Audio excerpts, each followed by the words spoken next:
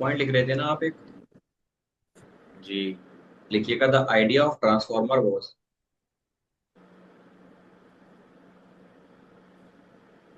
Discussed by Michael Faraday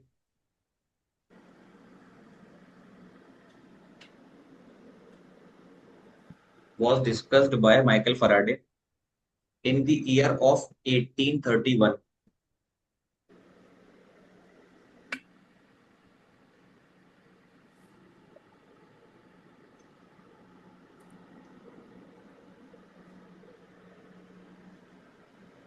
देख लिया?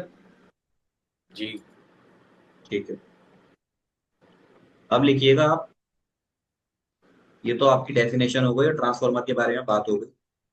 Transformer का प्रिंसिपल क्या होता है? सबसे मेन काम होता है, एक या दो नंबर में सवाल आता है ट्रांसफार्मर पे तो उस पर अलग से लिखना पड़ता है प्रिंसिपल क्या है। ठीक है।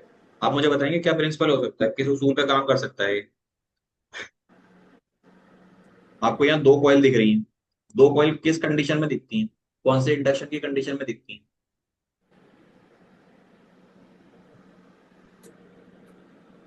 कौन से इंडक्शन? जी।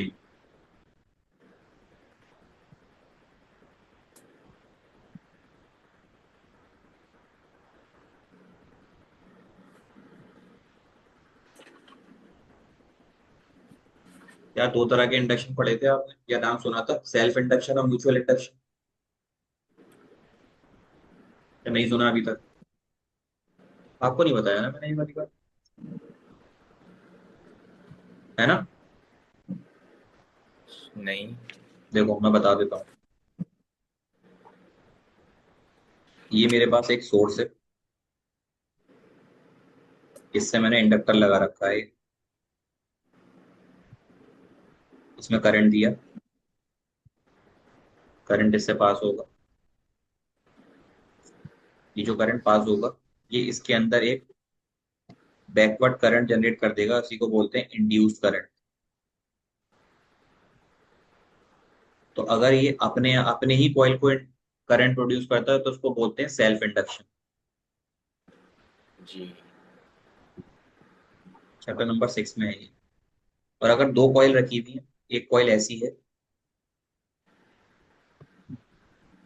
जिसके एक साइड लगा हुआ है गैल्वेनोमीटर, और उस कॉइल के सामने एक कॉइल रखी हुई है, उस कॉइल के सामने लगी हुई है बैटरी। या बैटरी की जगह आप एक काम करो, सोर्स ही मान लो, एसी सोर्स।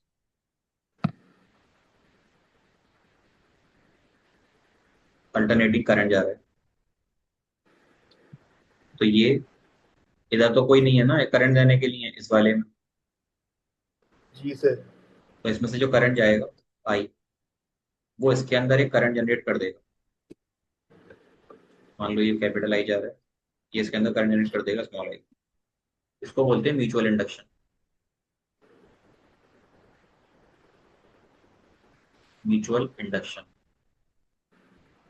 ठीक है। तो यहाँ जो प्रिंसिपल होता है, आपने कॉइल लगाई, एक आपकी प्राइमरी कॉइल थी जो किसी अल्टरनेटिंग सोर्स से कनेक्ट थी, और उसके बाद में फिन लगी हुई है, फिन लगा देता हूँ, एक ही फिन लगा देता हूँ करके। ऐसे करके एक फिन है, लेमिनेटेड फिल्म है, फिन के सामने एक ऐसे करके कॉइल रखी हुई है। ये कॉइल किसी सोर्स से कनेक्ट नहीं है, सिर्फ नॉर्मली इसमें रेजिस्टेंस है यहाँ पे, RL। तो ये कॉइल से जब करंट पास करेगा तो वो इस कॉइल को अपने आप से करंट दे देगा। आ रही है बात समझ? जी। कैसे देगा? इसके पीछे का रीजन हमने पिछले चैप्टर में पढ़ना है, एक पीछे चैप्टर है, चैप्टर नंबर 6। लेकिन यहाँ मैंने आपको आइडिया दे दिया है। तो एक कॉइल की मदद से दूसरी कॉइल को अगर आप इंड्यूस करते हैं तो उसको बोलते हैं म्यूचुअल इंडक्शन। यहाँ पर आपको लिखना है the principle is based on the mutual induction. The principle is based on the mutual induction.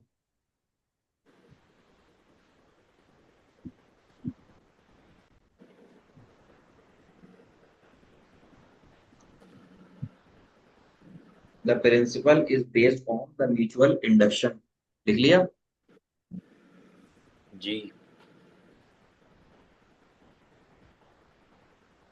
ठीक है, इस प्रिंसिपल के नीचे लिखिएगा प्रिंसिपल का मीनिंग क्या है, इस बात को और लिख लीजिए। ऐसे करके दो कॉमा लगाइएगा नीचे, और उस कॉमा के अंदर लिखिएगा, देखिए when ever the amount of magnetic flux,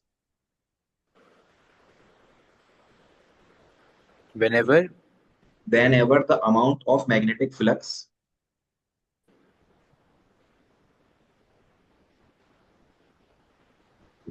is linked with a coil, is linked with a coil,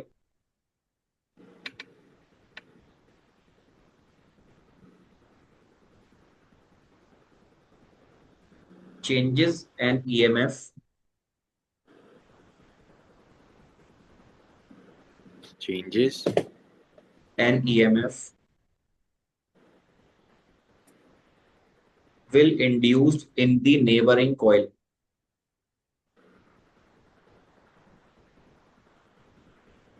will induced in the neighboring coil.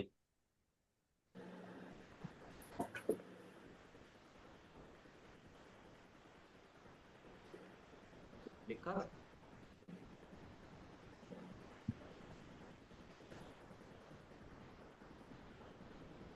Rehan लिखा? जी लिख लिया।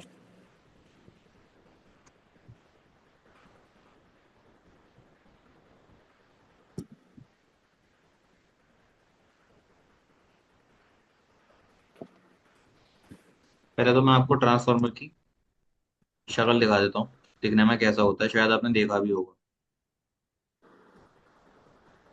अरे यार, एक्चुअल पिक्चर क्यों नहीं देते ये लोग, लिखना ही पड़ता है।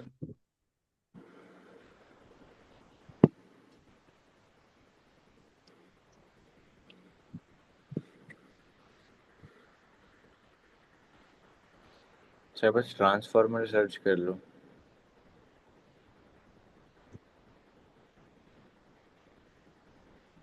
इतनी बढ़िया चीज आई है।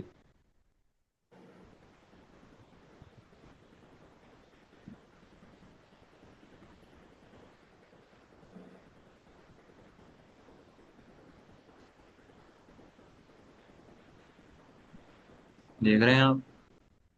सर ट्रांसफार्मर सर्च कीजिए बस।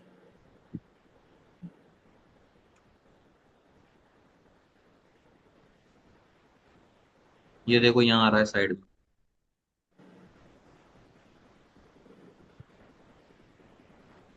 देख रहा है? जी। अब ये तो आपका काफी एडवांस ट्रांसफार्मर आया है, जो मुझे दिखाना है वो नहीं है। देखो यहाँ पर भी ट्रांसफार्मर लगा हुआ है। यार, कौन से ट्रांसफार्मर आने लगे। अब पता नहीं इंटरनेट कैसे चल रहा है मेरा कि यहाँ पे इमेज भी नहीं ओपन हो रही। लोकल ट्रांसफार्मर, ये देखो ये दिख गया, ये दिख रहा है? जी दिख रहा है। ये है आपका एक्चुअल ट्रांसफार्मर। ये इसमें दिख रही है आपको, फिन जैसी लगी हुई है। जी। अब फिन में उन्होंने ऐसे कॉइलिंग नहीं कर रखी, लेकिन करंट के लिए उन्होंने यहाँ पर तार ज्वाइन कर रखी है, ये देखो ये तार ज्वाइन कर रखी है। वो उसी प्रिंसिपल का काम करेंगे जो प्रिंसिपल हमने बताया आपको। Mutual induction. जी।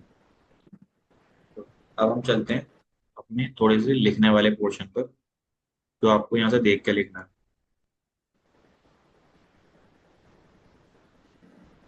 क्लास 12,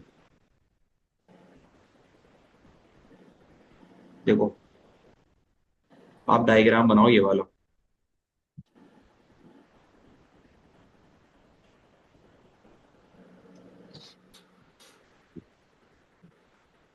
यार ये क्या हो गया,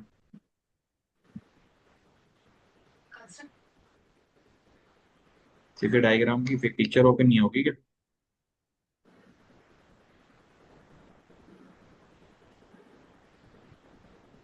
दिख रहा है आपको? जी जी। देखो, आप ये डायग्राम बनाओ जो आपको ये दिख रहा है इधर। कुछ समझ में आ रहा है इससे? नहीं। तो एक काम करो, आप इनसे वाला बनवाओ, ये दो डायग्राम बना लो।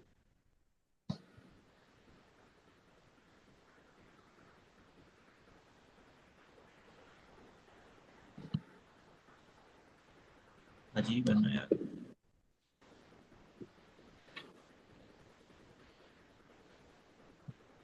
पिक्चर खुलती नहीं है, खोलो तो जाने क्या खुल जाता है। दिख रहे हैं क्लियरली? बड़ा कर दूं और इनको? हाँ, दिख रहे हैं। ठीक है, ये बना लो। ये आपके पास दो डायग्राम है। इसमें एक चीज समझ लो आप,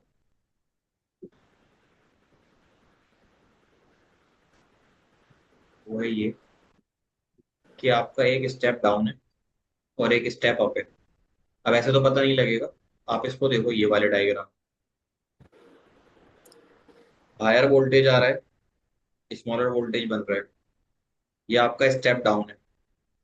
यहाँ पर लोअर वोल्टेज आ रहा है, ये हायर वोल्टेज कर रहा है, ये स्टेप अप है। ठीक है, तो आप ये डायग्राम बना लो और जब ये बन जाए तो मुझे बताइए। ओके। और डायग्राम बनाने से पहले आप लिख देना इसमें कंस्ट्रक्शन। देखो, प्रिंसिपल हो गया, डेफिनेशन हो गई, अब आपको लिखना है कंस्ट्रक्शन, और ऐसे ही लिखिएगा।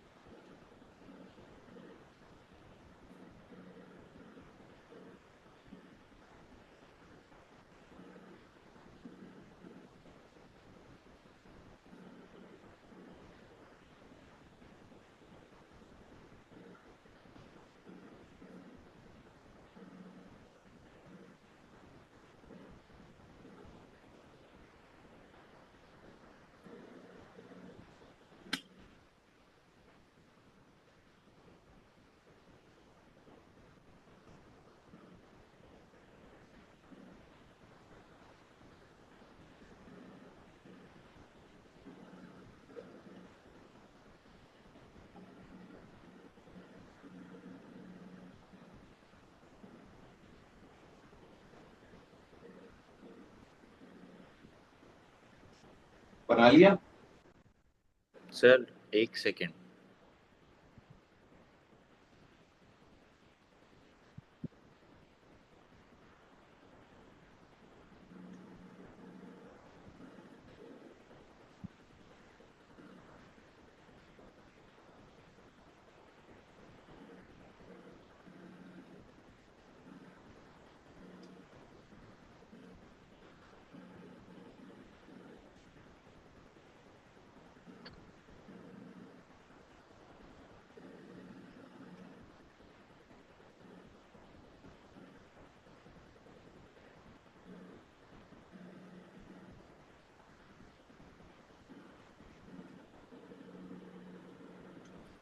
जी।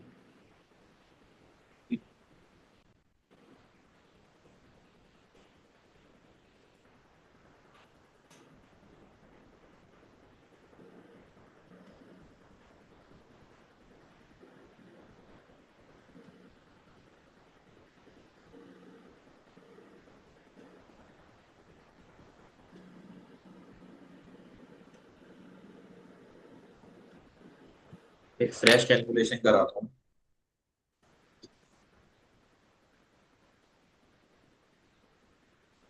कैलकुलेशन से बढ़िया अभी पहले डायग्राम बना।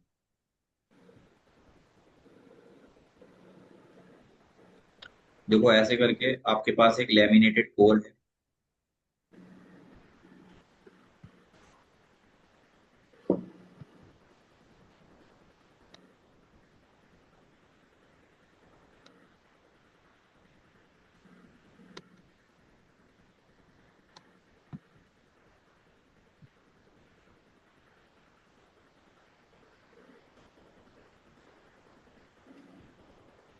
And this core is winded by the two coils.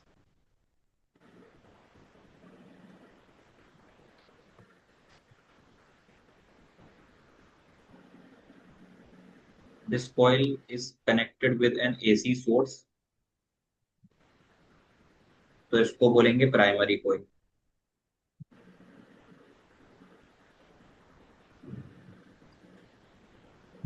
उसके बाद में ऐसे ही करके एक कॉइल इधर है और ये भी वाइंडेड है इस लैमिनेटेड कोर के ऊपर। ठीक है, यहाँ पर मिलेगा आपको आउटपुट।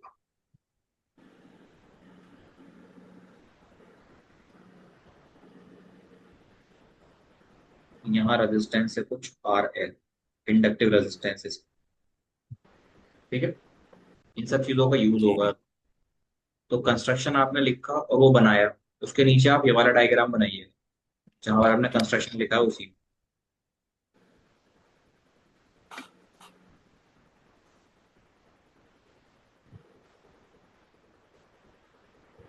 ये वाला भी डायग्राम बनाना है। जी जी, ये डायग्राम बनाना है क्योंकि मैं सारी कैलकुलेशन इसके बेस पर ही करूँ।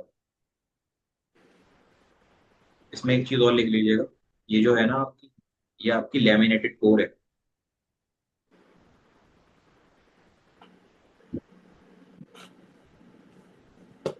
ये मेटल की हो सकती है, आमतौर पर तो मेटल की होती है।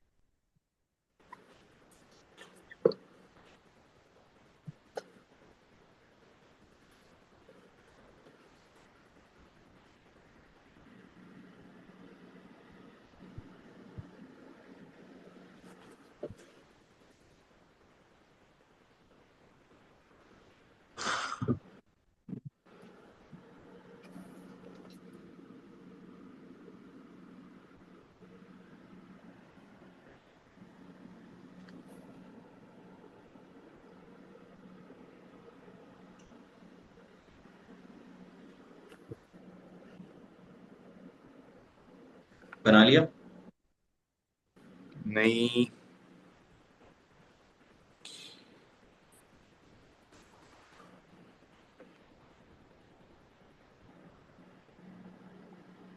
सर, लेयर्स 4 ही रखने हैं या 3 काफी हैं? ज्यादा भी होती हैं। आप एक रफ आइडिया ले रहे हो तो आप कितनी भी ले सकते हो, वैसे तो आप देखोगे तो ये 11 12 15 ऐसे करके होती हैं।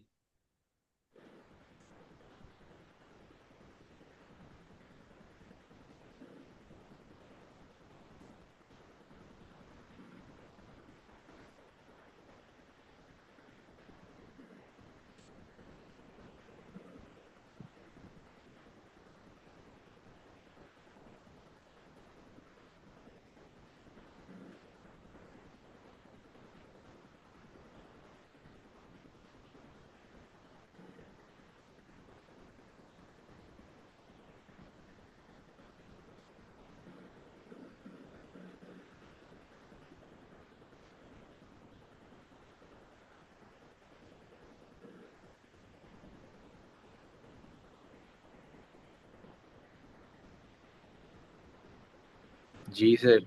बना लिया? हाँ। इसके बारे में पॉइंट लिखिएगा। Point number 1, it consist of two coil.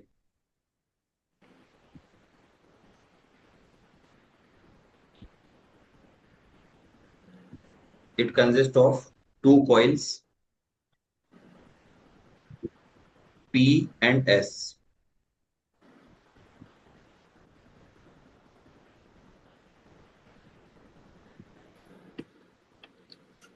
It consist of two coils P and S, is bounded on a soft iron core,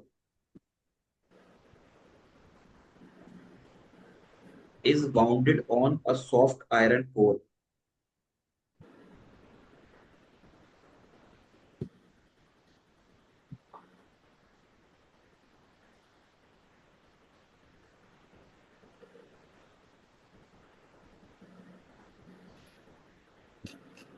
लिखा? जी। ठीक है। नेक्स्ट पॉइंट लिखिएगा, coil P and S, capital में लिखिएगा पी और S.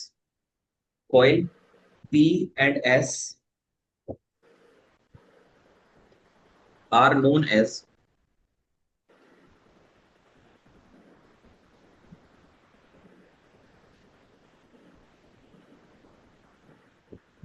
Primary coil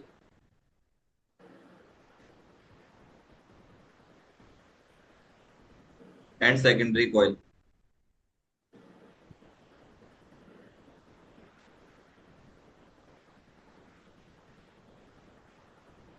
primary coil and secondary coil.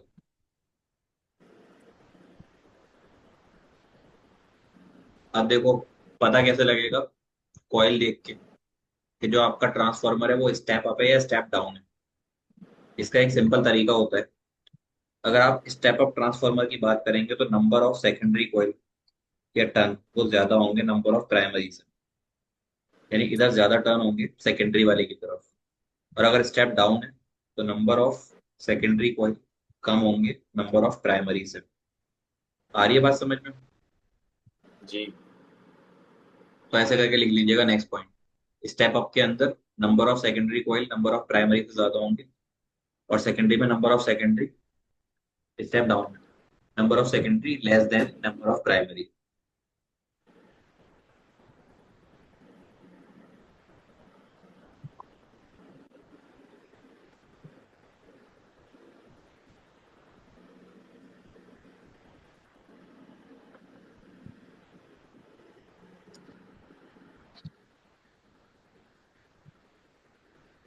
देखा? जी।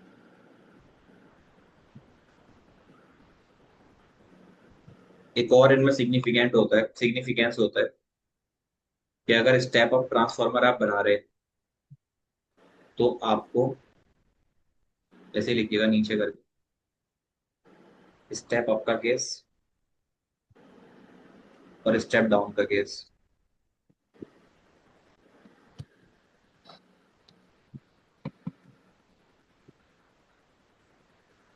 इसमें जो प्राइमरी कॉइल होती है और सेकेंडरी कॉइल होती है, ऐसे स्टेप डाउन प्राइमरी कॉइल और सेकेंडरी कॉइल।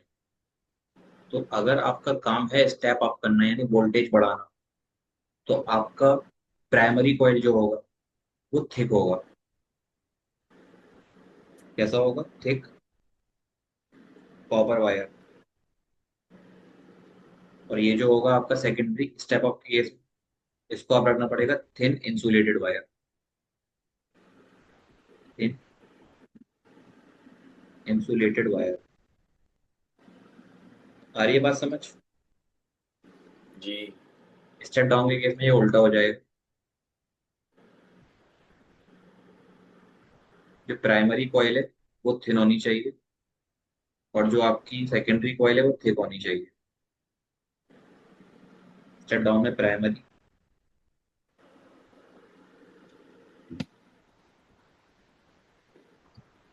प्राइमरी कॉइल जो है वो आप थिन हो जाएगी, थिन, और ये हो जाएगी थिक।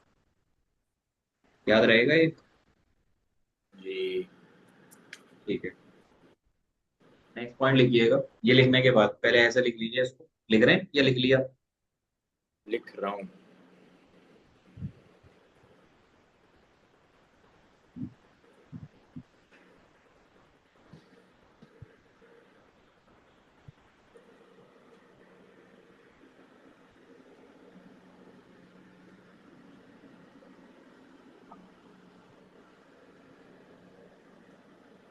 जी। एक पॉइंट लिखिएगा। Step up transformer convert low voltage into high voltage.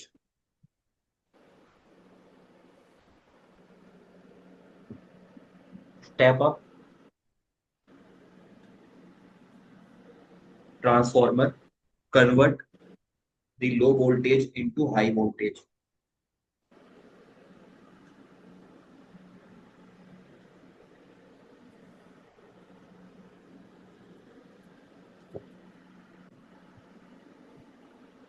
लिख लिया? जी। while the step down transformer while the step down transformer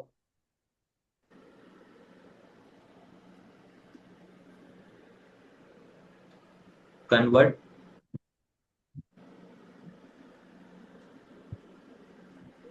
पहले वाले में क्या लिखा है आपने? स्टेप स्टेप स्टेप अप में। लो वोल्टेज को हाई में। हाँ, दूसरे में लिखिएगा while the step down transformer convert high voltage into low voltage। जी।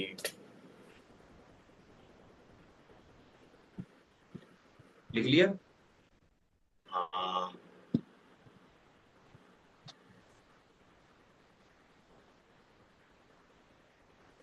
अब देखो, हमने तीन चीजों की बात कर ली। हमने सबसे पहले डेफिनेशन लिखी, उसके बाद हमने प्रिंसिपल लिखा, फिर हमने कंस्ट्रक्शन लिखा। अब हम बात करेंगे थ्योरी की। सवाल जो आएगा ना, वो सब कुछ नहीं पूछेगा। सवाल में कुछ चीजें कॉमन होती हैं, जैसे कि हो सकता है डिफाइन भी ना कराए, बोले प्रिंसिपल लिखो कंस्ट्रक्शन लिखो, या बोले कि डिफाइन और कंस्ट्रक्शन लिखो, या प्रिंसिपल लिखो डिफाइन के साथ। तो आपको सवाल को पढ़कर समझना है कि वो बोल क्या रहा है। ठीक है, कंस्ट्रक्शन में आपको चीजों के बारे में लिखना पड़ता है। अब हम आएंगे इसकी मेन थ्योरी के ऊपर। ट्रांसफार्मर की थ्योरी क्या है, किस तरीके से ये काम करता है। डेफिनेशन तो ट्रांसफार्मर को डिफाइन करती है, थ्योरी डिफाइन करेगी किस तरीके से ये काम करता है, वर्किंग कह सकते हो। थ्योरी के अलावा और क्या कह सकते हैं आप? वर्किंग बोल सकते हैं। तो इसकी फोर्थ हेडिंग डालिएगा, वर्किंग। ठीक है। जी।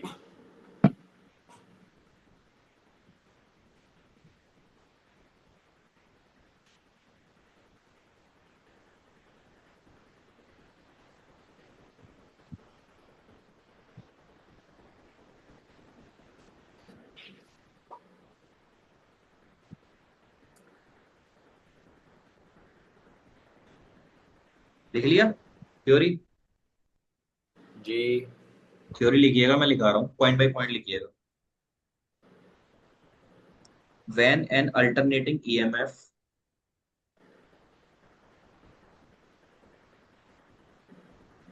when an alternating EMF is applied across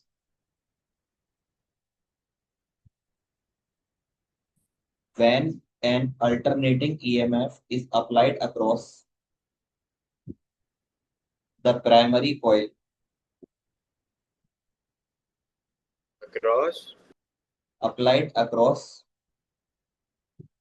the primary coil। देखिए यहां पर ये कह रहा है सिंपली कि अगर आप एक प्राइमरी कॉइल से अल्टरनेटिंग करंट को पास कराएंगे तो क्या होगा? कंटिन्यूअसली ईएमएफ होने की वजह से वो अपनी वैल्यू को चेंज करेगा। अल्टरनेटिंग करंट क्या करता है? वेरी करता है ना। जी। अरे मैंने इसका डायग्राम बनाया था, देखो इस तरीके का। ऐसे तो चलता है अल्टरनेटिंग करंट। हाँ जी। तो ये तो अगर किसी सर्किट में से पास हो रहा है तो ये चेंज तो करेगा ही करेगा, कभी ज्यादा कभी कम, कभी ज्यादा कभी कम, है ना। हाँ। तो आपने वही लिखा है, when an alternating EMF is applied across the primary coil, comma लगाकर लिखिएगा, the input voltage keeps on changing with time.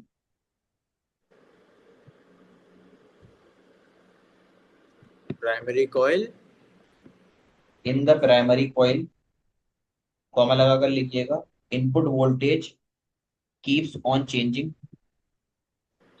With time. Input voltage keeps on changing with time.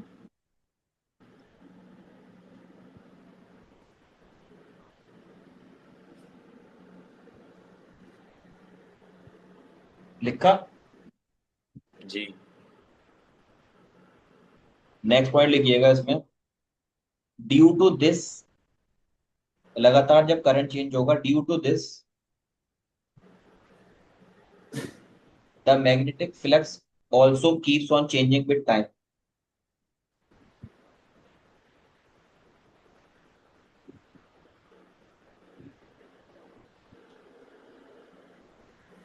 Due to this the magnetic flux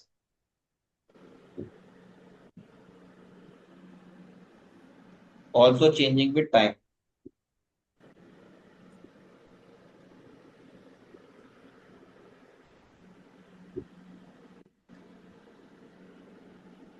कुछ समझ में आया इस point से? Magnetic flux time के साथ चेंज होती है। वो बात तो ठीक है, आपके कुछ समझ में आया? वो तो इंग्लिश में ही लिखा हुआ है। नहीं। तो मुझे बोलो ना ये वाली बात, मुझे महसूस कैसे होगा?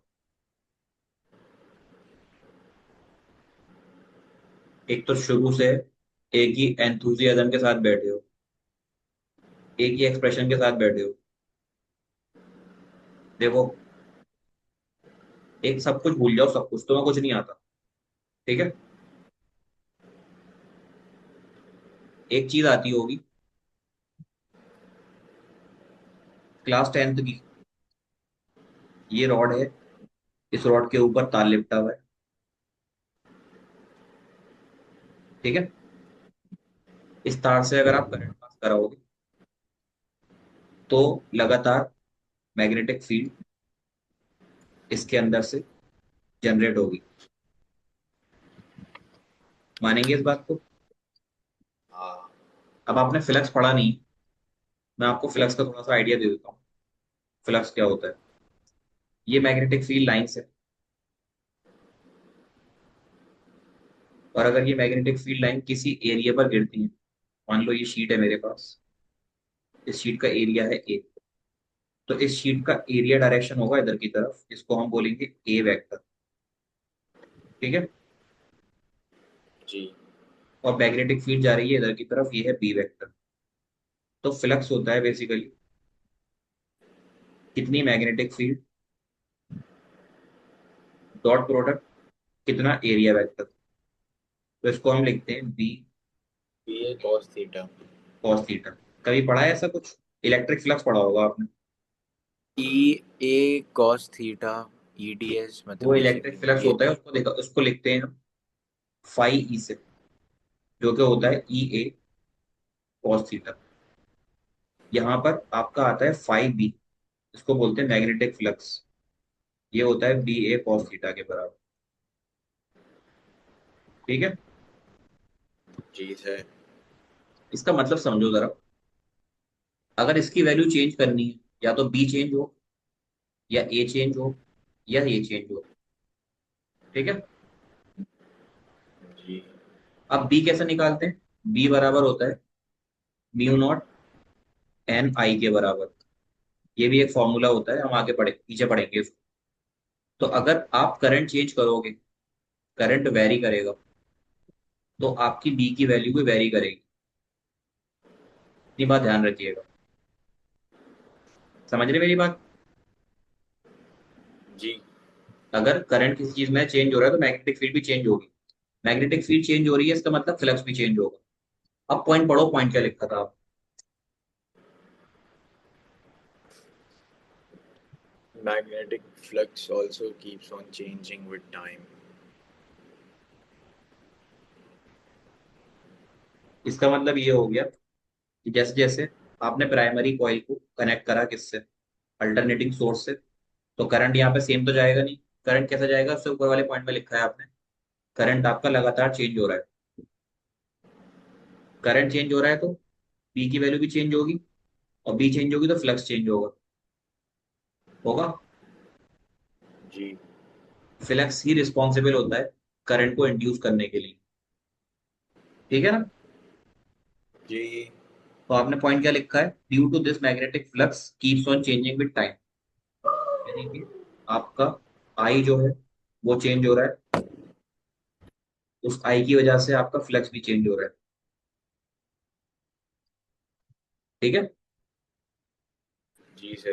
एक और पॉइंट लिखिएगा last, due to this change in flux,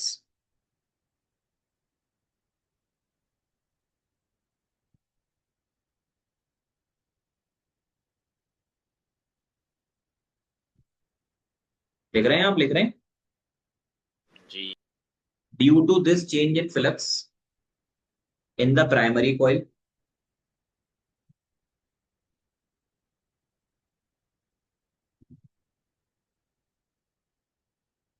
in the primary coil,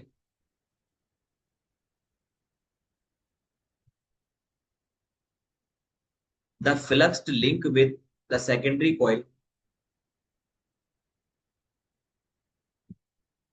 the flux linked with the secondary coil throughout the laminated core, throughout the laminated core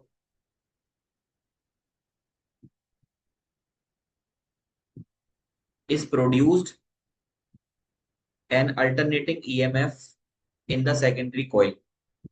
Laminated. Laminated core produced an alternating EMF, produced an alternating EMF,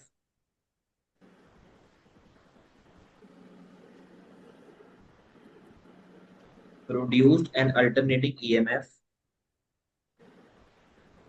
across the secondary coil,